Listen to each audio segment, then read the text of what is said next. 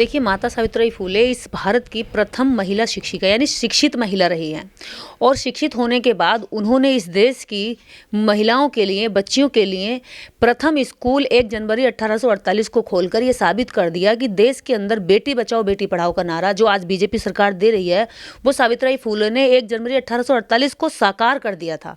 उन्होंने बुधवाड़ा में एक स्कूल खोला जिसमें उन्होंने 6 बालिकाओं को ये स्कूल की शुरुआत करी 6 बालिकाओं से।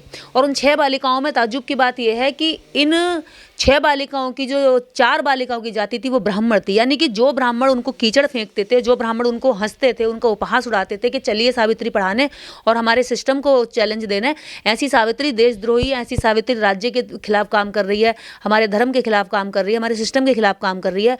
उन्हीं ब्राह्मणों ने जब स्कूल खोलने की बारी आई और लाभ लेने की बारी आई तो 4 ब्राह्मणों ने अपनी बेटियां पढ़ने के लिए भेज दी। और माता सावित्रीबाई फुले का दरिया दिली देखिए, उनका बड़प्पन देखिए कि जिन ब्राह्मणों ने माता सावित्रीबाई फुले का इतना अपमान किया, उनके ऊपर गोबर कीचड़ तक फेंका, उनके चरित्र को भी हनन करने की कोशिश की, ऐसी स्थिति में भी माता सावित्रीबाई फुले ने उनके प्रति घृणा नहीं रखी, नफरत नहीं रखी, उनकी बच्चियों को प्रवेश देकर स्कूल में उन्हें भी शिक्षित करा। 1 जनवरी 1831 को माता सावित्रीबाई फुले का जन्म हुआ और ये महाराष्ट्र के उसी शहर पुणे में हुआ जहाँ पर धनवाड़ी गांव में। और इसका जो राज्य था, जो राजा था, वहाँ पर पूरे देश के अंदर सबसे ज़्यादा घोर तरीके से मनुस्मृति को लागू किया गया था, क्योंकि पेशवा का राज उसी दौरान पर वो वहाँ पर मजबूती से लागू करके लोगों में उन कानूनों की इतनी दहशत थी, इतना डर था कि दलित अछूत कुएं तक पे नहीं चढ़ सकते थे। तो माता सावित्रीबाई फुले ने ऐसी स्थिति में उनको कहा कि मैं तुम्हारे ऐसे घोर अत्याचारी कानूनों से डरती नहीं हूँ, मैं इन कानूनों से कतई नहीं डरूंगी। और इसके पीछे उनके सबसे बड़ी जो ताकत थी वो थी महामना ज्योतिबा फुले की, जो उनके पति थे, जिन्होंने अपना एक अपमान झेला। महामना ज्योतिबा फुले के ब्राह्मण दोस्त ने अपनी शादी में उनको इन्वाइट कर दिया और जब वो अपनी दोस्त की शादी में गए तो उनको लगा कि ब्राह्मण रिश्तेदारों ने कहा भी तुम जब ब्राह्मण नहीं हो और तुम शूद्र होकर के, ओबीसी होकर के हमारे इस ब्राह्मणों की शादी में प्रवेश नहीं कर सकते। बारात से उन्हें भगा दिया गया। जब उन्हें भगाया गया तो ज्योतिबा फुले को बड़ा अपमान हुआ। उन्हें लगा कि मैं इस सिस्टम को कुचल के रख दूंगा जिसमें दलित और अछूत और ऐसे लोग श्रेणी बना करके उनका अपमान किया जाता हो। फिर वो इस सिस्टम को बदलने के लिए निकले तो उन्हें लगा कि महिलाओं को सुधारने की ज़्यादा ज़रूरत है। जब महिलाओं को सुधारने की ज़्यादा ज़रूरत है तो उन्हें लगा कि महिलाओं के लिए शिक्षिका होनी चाहिए, टीचर होनी चाहिए, महिला टीचर। उन्होंने अपने पढ़े लिखे दोस्तों से सबसे गुहार लगाई कि कोई महिला को तैयार, कोई पढ़ी लिखी महिला आप इसके लिए तैयार कर दो ताकि मैं स्कूल खोल दूं। जब कोई भी तैयार नहीं हुआ तो ज्योतिबा फुले के पास आखिरी रास्ता बचा था। उनकी पत्नी माता सावित्रीबाई फुले को उन्होंने शिक्षित करा, पढ़ाया, लिखाया, इतना मजबूत बनाया जो एक ऐसा पति जिसने अपनी पत्नी को ही समाज के हित में पूरी तरीके से समर्पित कर दिया कि हाँ ठीक है, अब इन बच्चियों को पढ़ाने का जो भविष्य तय करेगी वो मेरी पत्नी करेगी, कोई मेरा साथ नहीं देगा तो मैं अपनी पत्नी को तैयार करूंगा। तो ये जो दर्द था ज्योतिबा फुले, माता सावित्रीबाई फुले का सामूहिक था। उन्हें लगता था कि उनका व्यक्तिगत नहीं था, उन्हें लगता था कि मैं पढ़ा लिखा होकर के मेरे दोस्त ने शादी से मुझे भगा दिया तो मुझे कितना दर्द हुआ, मुझे रात को नींद नहीं आई, मैं बेचैन हो गया, तड़प गया कि कैसे ये बुराई को खत्म करूं। और ये लोगों को तो कुएं पे नहीं चढ़ने दिया जाता, अछूतों के तो गले में हांडी तक बांधी जाती है, कमर में झाड़ू तक बांधी जाती है। ये अगर कुएं पे चढ़ के पानी पी ले सार्वजनिक जगह से तो इनको लाठी डंडों से मार मार के इनकी जान ले ली जाती है। और ऐसी स्थिति में इनके कपड़े फाड़ दिए जाते हैं, इनकी महिलाओं के, इनकी झोपड़ी झुग्गियों में कभी भी घुस के इनके साथ गलत होता है। तो इनकी जिंदगी को सुधारने मेरा सबसे परम कर्तव्य और उन्होंने उन पर काम किया। देखिए, उनके बलिदान की इस बात से पता लगाया जा सकता है कि माता सावित्रीबाई फुले और ज्योतिबा फुले का जो जीवन रहा पूरा बलिदान पे रहा। उन्होंने अपनी कोई संतान पैदा नहीं करी। उन्होंने कहा कि हमारा जो समाज है, ये समाज ही हमारी संतान है और इस समाज का हम संतान की तरह माँ बाप बनकर सेवा करेंगे। तो अगर राष्ट्रपिता और राष्ट्रमाता का दर्जा यदि किसी को मिलना चाहिए तो वो ये दोनों पति पत्नी हैं। इन दंपति ने कभी भी अपने जीवन में निजी सुख के लिए कुछ भी नहीं किया, पूरा जीवन इस समाज के लिए समर्पित कर दिया। जब माता सावित्रीबाई फुले के ऊपर कूड़ा फेंका जाता था, गोबर कीचड़ डाला जाता था तो माता सावित्रीबाई फुले बड़ी निराश हो जाती थी घर आकर के। और रोया करती थी, तब ज्योतिबा फूले कहते थे कि सावित्री, हमें डटकर मुकाबला करना है। जिस सिस्टम के खिलाफ हम लड़ रहे हैं वो लोग बहुत ताकतवर और जाहिल लोग हैं, उन लोगों के पास मानवता नहीं है, उन लोगों के पास इंसानियत नहीं है, इसलिए वो हमारा हर तरीके से मनोबल तोड़ने का प्रयास करेंगे। लेकिन तुम मजबूत इरादों के साथ खड़ी रहना, क्योंकि मैं भी इस जंग में, तुम अकेले नहीं हो, मैं साथ हूँ। तो उनका त्याग बलिदान ये देखिए कि जब जिन ब्राह्मण उनको गाली देते थे और दोनों को गालियों के साथ जगह जगह पर मजाक बनाते थे, चलती थी, तो कहते थे कि भाई ये तो हमारे जो मनुस्मृति का राज है, इस राज को पूरी तरीके से चुनौती दे रहे हैं, और ऐसे चुनौती देने वाले लोगों की जान को हम जो है पूरी तरीके से कहीं ना कहीं नुकसान पहुंचाने का भी काम करेंगे। ज्योतिबा फूले के जान लेने के लिए दो शराबी, यानी कि दो अछूत समाज के दो शराबी लोगों को तैयार किया गया, उन्हें ताड़ी पिलाई गई, उन्हें कुछ पैसा दिया गया और कटार देकर कहा गया कि जाओ तुम ज्योतिबा फूले की हत्या कर दो, क्योंकि ज्योतिबा फूले जो है तुम्हारे खिलाफ काम कर रहा है, ज्योतिबा फूले धर्म के खिलाफ काम कर रहा है। जैसे आज भी कहते हैं धर्म विरोधी, राष्ट्र विरोधी, कि ज्योतिबा फूले राष्ट्र के विरोधी काम कर रहा है, ज्योतिबा फूले धर्म के विरोधी काम कर रहा है, जाओ और इसकी जो है तुम हत्या कर दो, ये तो बहुत बुरा आदमी है, दुष्ट आदमी है, पिशाच आदमी है। तो वो दोनों शराब पी करके जब ज्योतिबा फूले को और माता सावित्रीबाई फूले पर अटैक करने के लिए गए, तो माता सावित्रीबाई फूले के पास उन्होंने ये कहा कि भाई हम तुम्हें मारने आए, और मार ही चुके होते अगर वो समय पर जग नहीं गए होते। तब ज्योतिबा फूले ने कहा कि सावित्री, अगर ये मुझे मार दे तब भी इनके बच्चों को पढ़ाते रहना, अगर मैं मर भी जाऊं तब भी तुम इनके बच्चों को पढ़ाते रहना। सावित्रीबाई फूले ने कहा कि ठीक है, अगर ये मुझे मार देते तो आप इन बच्चों को पढ़ाना, इनके बच्चों को पढ़ाना, अगर ये तुम्हें मार देते तो मैं पढ़ाऊंगी। और इस बात को सुन करके वो मारने वाले लोगों के रोंगटे खड़े हो गए। उन्होंने कहा, उनका सारा नशा उतर गया कि क्या बोला तुमने, दोबारा बोलो जरा, कि तुम हमारे बच्चों को पढ़ाओगे, हम तुम्हें मारना है तुम हमारे बच्चों को पढ़ाओगे? कि हाँ, कि तुम्हें नहीं पता है, जिन लोगों ने तुम्हें भेजा वो नहीं चाहते कि तुम्हारे बच्चे पढ़ें, क्योंकि पढ़ाई जब जो है गुलामी की जंजीरें तोड़ देती है और वो तुम्हें गुलाम बना के रखना चाहते हैं। तो इस बात पर ही इस बात का एहसास लगाया जा सकता है कि जो उनको मारने के लिए गए थे, फिर वही लोग माता सावित्रीबाई फूले और ज्योतिबा फूले के अंगरक्षक बने, फिर वो बॉडीगार्ड बन गए। उन्होंने कहा कि जो व्यक्ति हमारी जान की बाजी लगाकर हमारी लड़ाई लड़ रहा उसकी जिंदगी भर हम सेवा करेंगे, और उन दो लोगों ने उनकी सेवा में पूरा जीवन लगा दिया। फल है कि आज इस देश के अंदर स्त्रियां अंग्रेजी पढ़ रही हैं, इस देश में देश विदेशों में महिलाओं का जो है अपने ज्ञान का परचम फैला रही हैं, यहाँ तक कि महिला आज चांद तक जा रही है। तो ये सपना भी माता सावित्रीबाई फूले का था, जो चाहती थी शिक्षित होकर जाए, क्योंकि शिक्षित महिला ही चांद तक जा सकती है और अशिक्षित महिला केवल अज्ञान और पाखंडवाद में रह सकती है। तो इसलिए ये उनका ही जोर था। उन्होंने यहाँ तक, देखिए, जो मजदूर महिलाएं और जो मजदूर लोग थे, उन्हें लगा कि जब हम शिक्षित करते हैं तो मजदूर लोग और मजदूरों की महिलाएं पढ़ नहीं पाती। तो उन्होंने इस बात को ध्यान में रखते हुए 1855 में एक रात्रि पाठशाला का भी आयोजन किया। रात्रि पाठशाला खोली कि ठीक है, भी मजदूर दिन में नहीं अटेंड कर पाते क्लास, तो रात में पढ़ाएंगे हम उनको। ये देखिए, रात और दिन उनकी लगन देखिए पढ़ाई के प्रति, कितना बड़ा त्याग था।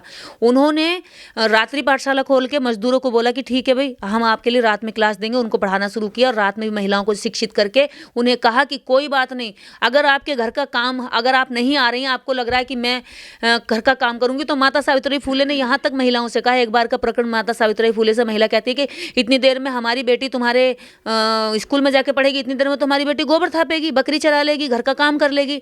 तो माता सावित्रीबाई फूले ने, जानते हैं क्या कहा जवाब में, कि अगर आपके घर के झाड़ू बर्तन है तो लाओ मैं कर लेती हूँ, लेकिन इन बच्चों को पढ़ने के लिए स्कूल में भेज दीजिए। क्या ऐसे कोई टीचर कह सकती है? इस बात को सुनकर वो महिला का मन पिघल गया। उसने बोला, नहीं बाई, तुम ऐसे मत कहो, और हमारी बेटी को पढ़ने के लिए तुम ले जाओ, हम तुमसे अपना काम नहीं कराएंगे। उसके बाद माता सावित्रीबाई फूले ने अपने घर का जो कुआं था सार्वजनिक रूप से खोल दिया गया और कहा गया, अछूतों को जो लोग कुएं पर नहीं चढ़ने देते उनके लिए हमारे कुएं से पानी भर लिया जाए, तुम लोग गंदा संदा पानी मत पियो, साफ पानी पियो। और जो ज्योतिबा फूले का जो कुआं था उनके घर में, तो उनको जब ये कुएं के लिए अधिकार दे दिया, तो उसके बाद भी ज्योतिबा फूले और सावित्रीबाई फूले पे हमला किया गया कि लो, अछूतों को पानी पिला करके ये तो हमारा धर्म भ्रष्ट कर रहा।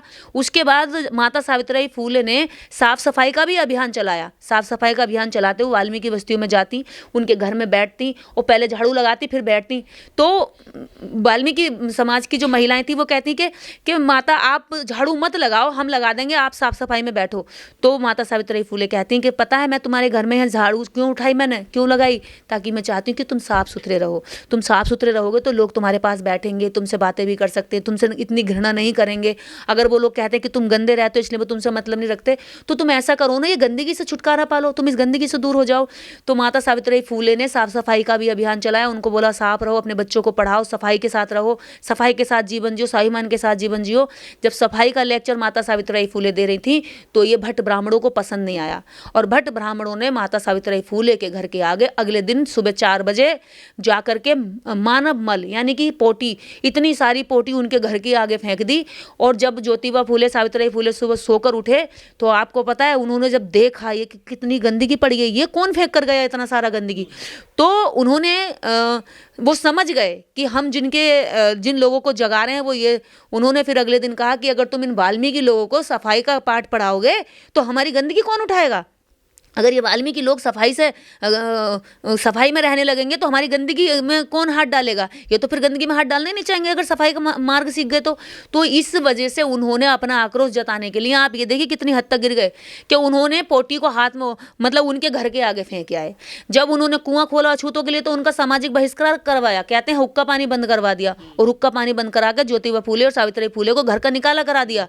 और उन्होंने कहा, जब अछूतों के लिए कुआं खोला था तो उनके घर वालों ने कहा कि देख भाई, हम माली का काम करते हैं, फूलों का काम करते हैं, और हमारा जो सैनी समाज है वो तुमसे नाराज है, और क्योंकि हमारे साथ हमारे जो बिजनेस है उस पर फर्क पड़ेगा, क्योंकि ब्राह्मणों ने कहा कि अब तुम्हारे फूल मंदिर में चढ़ाने के लायक नहीं रहे, क्योंकि तुमने अछूतों को जो है अपने कुएं पर प्रवेश दे दिया, और तुम्हारा जो लड़का और बहू है वो अछूतों की बस्तियों में जा जाकर उनके बीच में बैठते हैं, उन्हें जगाते हैं। तो उन्होंने कहा कि तुम्हारा हुक्का पानी बंद है, तुम इस बस्ती में नहीं रह सकते, या तुम अपने बेटा बहू को घर से वो करो, निकालो, या फिर तुम हुक्का पानी बंद कराओ। तो उनके पिता ने कहा कि देख ज्योतिबा, देख सावित्री, तुम इस बात को मान जाओ, अगर तुम ये सब काम नहीं छोड़ोगे तो हमें तुम्हें घर से निकालना पड़ेगा, तुम ये काम छोड़ दो, हम चाहते हैं हमारा बेटा बहू हमारे साथ ही रहे। तो उन्होंने कहा तुम्हें 2 रास्ते हैं, या तो तुम घर छोड़ दो या तुम घर में रहो, तो ये काम छोड़ दो। तो पता है सावित्रीबाई फूले ने और उनके पति ने जवाब दिया कि हम घर छोड़ने के लिए मजबूर हैं, हम सड़क पर सोने के लिए तैयार हैं, घर छोड़ने को तैयार हैं, लेकिन हम इन अछूतों, दलितों, ओबीसी, एससी, आदिवासियों के लिए शिक्षा का काम करने और समाज सुधार का काम करने के लिए कभी भी हम पीछे नहीं हटेंगे, ये काम हमारा जारी रहेगा, और घर छोड़ दिया। निर्देश जी, ये भी बताया गया है कि माता सावित्रीबाई फूले और ज्योतिबा फूले के कोई संतान नहीं थी। उन्होंने एक विधवा महिला का बच्चा गोद लिया, मतलब वो ब्राह्मण महिला का बच्चा गोद लिया था, उसको डॉक्टर बनाया। महिलाओं के लिए कितना काम किया आपकी नज़र में ज्योतिबा फूले और माता सावित्रीबाई फूले ने, जो उनके लिए रिसर्च सेंटर भी खोले गए थे।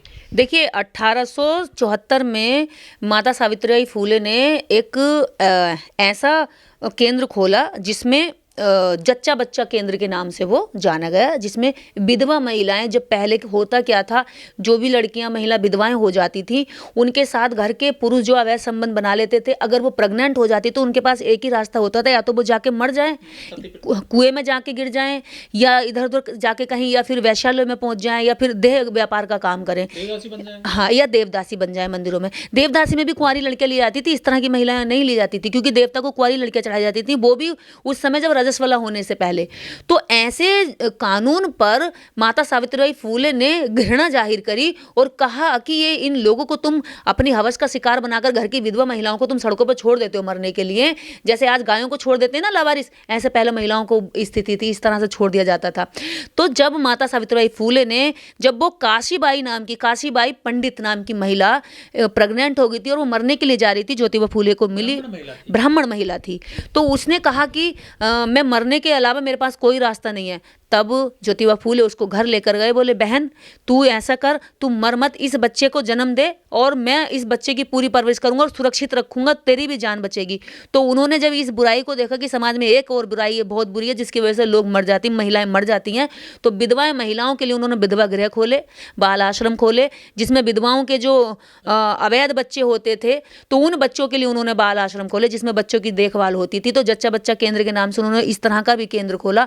और काशीबाई का जो बेटा हुआ, उस बेटे को माता सावित्रीबाई फूले ने अपने पुत्र के रूप में, दत्तक पुत्र के रूप में, पहली बार इस भारत के अंदर किसी महिला ने यदि दत्तक पुत्र का प्रावधान जारी किया था तो वो माता सावित्रीबाई फूले ने किया था कि किसी बच्चे को कोई महिला गोद ले ले, वरना इस भारत के अंदर कोई महिला बच्चे को गोद नहीं ले सकती थी ये। और हिंदू धर्म की तो सख्त मनाही थी, तो कानून के बाद में अब मिला है अधिकार, अभी भी लोग नहीं लेने देते हैं।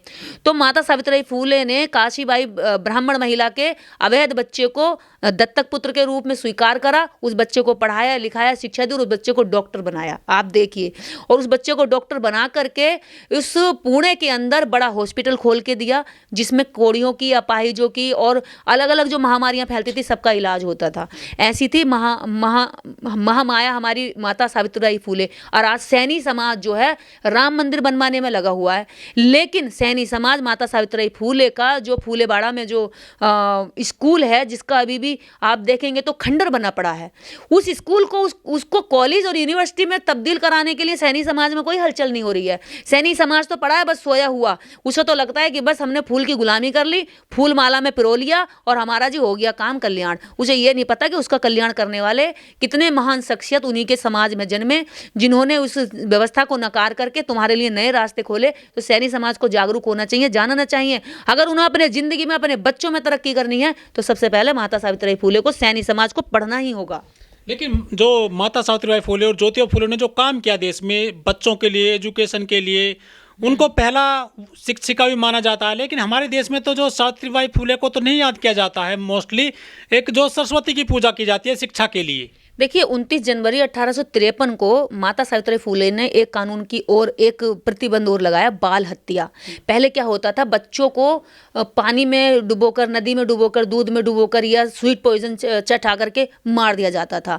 और उन बच्चों को उन्होंने कहा कि नहीं, 1853 में उन्होंने सख्ती से इस प्रथा का विरोध करते हुए लोगों में जागरूकता पैदा की कि इन बच्चों को मारो मत, ये बच्चे भी ये इनोसेंट है, इनकी तो कोई गलती नहीं, अपराध करके कोई और जाता है लेकिन मारते इन बच्चों को हैं। तो उन अपराधियों को रोकने के लिए उन अपराधियों में भी डर पैदा हुआ कि ऐसे बच्चे जन्म लेते हैं और ऐसे बच्चों को मारा नहीं जा सकता। तो इस देश के अंदर बच्चों में शिक्षा को, बच्चों को जिंदा रखने को, विधवा औरतों को जीवन दोबारा से जीने के लिए, दत्तक पुत्र का, और तो और सबसे बड़ी बात इस देश में अछूतों के लिए जो पानी सबसे बड़ा सोर्स ऑफ जीवन होता है, उसका जो अधिकार माता सावित्रीबाई फूले ने अपने कुएं से पानी दे करके ये बात करी। वाल्मीकि समाज में साफ सफाई, जो लोग गंदे रहते थे कोई भी जाति में, साफ सफाई का महत्व समझाया, अस्पताल खोले और स्कूल खोल करके माता सावित्रीबाई फूले ने इस बात का मजबूती से ये जवाब दे दिया कि कोई भी सिस्टम इतना कठोर, इतना कड़ा नहीं हो सकता जिसको हम अपनी ताकत और क्षमता के बल पर भेद नहीं सकते। और सावित्रीबाई फूले आज इस भारत के अंदर समस्त स्कूलों में तस्वीर लगाने का सम्मान प्राप्त होनी चाहिए थी, लेकिन सैनी समाज की आंखों में धूल झोंक करके सैनी समाज की जो महान शख्सियत माता सावित्रीबाई फूले, उनको किनारे कर दिया, उनको कचरे में फेंक दिया, उनका कोई सम्मान नहीं किया। और एक कल्पना की देवी सरस्वती, उनको जो है हर मंदिर और कॉलेज यूनिवर्सिटी में डाल दिया। क्या सैनी समाज को अपना अपमान दिखाई नहीं देता? क्या इनको देखना नहीं चाहिए? मैं ये नहीं कह रही हूँ, महापुरुष की कोई जाति कोई धर्म नहीं होता है, महापुरुष की हर बात हमारे स्वीकार्य होनी चाहिए। दुनिया का वही विचार महान है जो किसी एक व्यक्ति से निकले और पूरी दुनिया उसको अपना ले। माता सावित्रीबाई फूले का शिक्षा का विचार पूरी दुनिया ने अपनाया और अपने बेटों को आज शिक्षित करते हैं। तो ये माता सावित्रीबाई फूले का विचार है। मेरे पिता ने मुझे स्कूल भेजा तो ये सावित्रीबाई फूले का विचार था, भले उन्हें नहीं पता था कि शिक्षा की अलग ज्योतिबा फूले ने और सावित्रीबाई फूले ने जगाई। लेकिन आज भले ही सैनी समाज को आज नहीं पता है, लेकिन अगर जिस दिन पता चल गया, वास्तव में इस देश के हर स्कूल कॉलेज यूनिवर्सिटी में सावित्रीबाई फूले की तस्वीर लटकी मिलेगी, टंगी मिलेगी, सम्मान के साथ उसमें लोग सुबह उठेंगे, अपने बच्चों को प्रार्थना सावित्रीबाई फूले की कराएंगे। लेकिन निर्देश जी, बड़ा सवाल ये है कि ज्योतिबा फूले और सावित्रीबाई फूले ने, उनका कार्य क्षेत्र, जन्म स्थान महाराष्ट्र के पुणे में रहा, लेकिन बहन कुमारी मायावती ने उनके जो कार्य को, उनके योगदान को, बलिदान को, उन्होंने जो काम किए उसको पूरे देश और दुनिया में बता दिया है। उत्तर प्रदेश में सरकार रहने के दौरान उनके नाम पे स्कूल कॉलेज खोले, जनपद बनाए और उनकी किताबों में भी उनका जिक्र किया गया है। बहन जी ने बड़ा काम किया है, इस पे क्या कहना है आपका? देखिए, मैं इस बात का, मैं ही नहीं पूरे देश के लोग इस बात को कहते हैं और जो लोग जानते हैं वो सब इस बात को समझते हैं कि पूरे भारत के अंदर जितने भी महापुरुषों ने जन्म लिया, बुद्ध से लेकर के बाबा साहब अम्बेडकर तक, जितने भी महापुरुष थे जो इतिहास में कहीं दफन कर दिए थे, कहीं उस गर्त के नीचे चढ़ा दिए थे, तो उन परतों को उखाड़ करके यदि आम जनमानस के जहन में डाला गया और उनके विचारों को पढ़ने की जब उसके बाद भूख पैदा हुई लोगों में, तो वो तभी हुई जब हमारे उत्तर प्रदेश में बहन कुमारी मायावती जी और उससे पहले मान्यवर कांशीराम साहब ने सारे महापुरुषों की तस्वीरें दिखाई बाकायदा। पहले तो जानते नहीं थे कि तस्वीर है किसकी, उन्होंने उनकी तस्वीरें बनाई, गाँव-गाँव, गली-मोहल्ले जा करके लगाई, दिखाई और भाषण दिए कि ये हैं, इन्होंने ये काम किए, इनके कामों के बाद ये चीज़ें परिवर्तन हुई, पहले ऐसा कानून था, उसके बाद ये कानून बना। तो ये जो दबे हुए महापुरुष थे, इन महापुरुषों को वैचारिक रूप से लेकर आना, जिंदा करना, दोबारा समाज के दिमाग में, दिलों में सम्मान दिलाना, ये मान्यवर कांशीराम साहब ने काम किया। और उसके बाद सत्ता में आकर के स्कूलों का, कॉलेजों का, यूनिवर्सिटियों का नाम रखना, शहरों का नाम रखना, ये जो सरकारी अमली जामा पहनाया, ये बहन कुमारी मायावती जी ने पहनाया। जो उसके वो धन्यवाद की पात्र हैं। इस देश के जितने भी ओबीसी, एससी या जो भी इस देश में महापुरुष जन्मे हैं, उन महापुरुषों के समाज को और उन लोगों को बहन कुमारी मायावती जी का आभार व्यक्त करना चाहिए कि जो परतों में दबे हुए किसी इतिहास पर धूल जमा दी गई थी, उस धूल को उखाड़ के, हटा करके, साफ करके बिल्कुल आईना दिखाया कि ये महापुरुष थे। तुम्हारे सच्चे देवी देवता, सच्चे मानने वाले, सच्चे देने वाले देवता वो होता है जो देता है, और देने वाले हमारे अगर कोई देवता है वास्तव में तो हमारे महापुरुष है, जिन्होंने हमारे जीवन में परिवर्तन किए। लेकिन हमारे देश में ओबीसी जो समाज है, जो समुदाय है, जो बड़ा हाथी के समान समाज है, आखिर ये अपने महापुरुषों को क्यों नहीं याद करता? क्यों नहीं उनके जो कामों को जो है प्रचार प्रसार करता है? जो काम मायावती को करना पड़ रहा है उनके महापुरुषों को जगाने का और दिखाने का, उसके पीछे है गुलामी, मानसिक गुलामी। कहते हैं कि स्लेवरी केवल हाथों में हथकड़ी, पैरों में जंजीरें या इस तरह की नहीं होती है। एक स्लेवरी जो सबसे खतरनाक होती है पूरे विश्व की, वो मानसिक है, ब्रेन की मानसिकता। कहते हैं ना, एक हाथी के बच्चे को बचपन में छोटी सी जंजीर डाल दी जाती है और पूरे जीवन फिर वो उसी छोटी सी जंजीर से बंद होता है, जिसको वो जरा से झटके से तोड़ सकता है, नहीं तोड़ता, क्योंकि अब उसका मेंटलिटी सेट हो चुका है कि मैं बंधा हुआ हूँ। और ऐसे ही इस देश का सबसे बड़ा तबका बहुजन समाज में ओबीसी वर्ग है, और उस ओबीसी वर्ग को इसी तरह की गुलामी में बांधा हुआ है। उसे बताया गया है कि तुम इस मंदिर में जाओ, तुम उस बाबा की कथा में जाओ, तुम नेता के पीछे जाओ और तुम्हारा भला हो जाएगा। लेकिन उसे ये नहीं बताया गया कि तुम्हारे महापुरुष ये हैं, तुम्हारी तरक्की शिक्षा से होगी, तुम्हारी सुरक्षित रोजगार से होगी, तुम्हारा अच्छा कपड़ा, अच्छा मकान दुकान तब बनेगा जब तुम शिक्षा की ओर जाओगे।